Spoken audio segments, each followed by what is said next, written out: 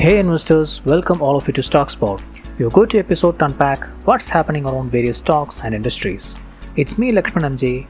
In this episode, I'm going to talk about IIFL Finance Limited. Before we begin, I would like to remember you all that this podcast is purely meant for informational purpose. So don't consider any piece of information mentioned here as any kind of investment advice. I talk about business performance, the factors that influences it, and its future outlook only based on the publicly available information. So having said this, let's look at the numbers first. IIFL Finance reported a profit after tax of 82 crore rupees for the quarter. This is down by 85% compared to the same period last year. Its pre-provision operating profit is also down by 45% year-on-year.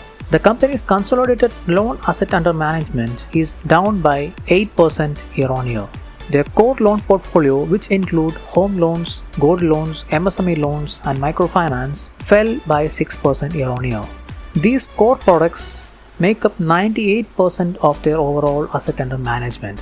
This clearly highlights the retail-focused nature of their loan portfolio. Now moving on to asset quality, IIFL's gross NPA stood at 2.4% while net NPA was at 1%. These figures represent an year-on-year increase of 70 basis points and 14 basis points respectively. Reflecting the overall slowdown in Indian economy, the management attributed this deterioration to asset quality stress in microfinance, unsecured loans, and small ticket loans against properties. Now let's break down how different segments of IIFL Finance performed during the quarter. The gold loan business showed strong momentum with 39 to 40% growth quarter on quarter. However, the product yield was down by almost 2%. This is because to attract customers in a competitive environment, the company had to offer lower interest rates initially. The management expects to recover at least 1% of this yield in the first quarter of next financial year. Their gold loan AUM target is to reach around 22 to 23,000 crore rupees by the end of this financial year, gradually moving towards their previous peak of around 25,000 crore rupees. In the home loan segment, there were some pressure due to increased cost of funds and higher credit costs, particularly in the micro loan against property portfolio. Now moving on to microfinance business, the entire microfinance industry is experiencing stress due to various factors, including regulatory changes and economic slowdown. The management expects a credit cost of around 8 to 8.5% for the segment. However, they noted that collections have started to improve in most states since mid-November. Now moving on to construction and real estate finance, the asset under management in the segment has declined significantly by 58%.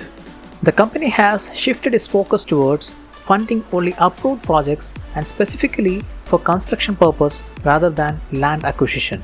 This approach reduces risk as borrowers' equity is higher and it also complements their home loan products. Looking ahead, the company believes that the worst is behind them and expect things to improve going forward. They pointed out that both regulatory directives and government stance have become more supportive of growth rather than focusing on tightening measures as seen in the previous months. For next financial year, the management is optimistic about strong growth prospects. They expect the gold loan yields to normalize and the microfinance to stabilize, although with slower growth due to regulatory changes.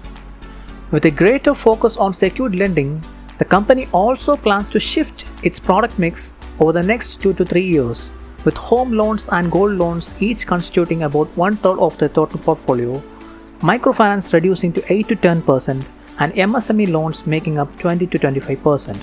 To talk about recent developments in the company, they successfully raised funds through dollar bond issue in January 2025, and that helped strengthen their liquidity positions. So they currently have enough liquidity to cover their contractual obligation for the next 6 months. So in summary, IIFL Finance is navigating through a challenging phase but showing signs of recovery, especially in their gold loan business. The management is focusing on strengthening their core retail segments while reducing exposure to high-risk areas. With normalization expected across various business segments, the company remains optimistic about growth prospects for the next financial year. So that's it for today's episode of Stoxpot. If you find this episode insightful, Make sure you follow and share it with your friends. So until I meet you in the next one, it's me LEKSHMAN signing off.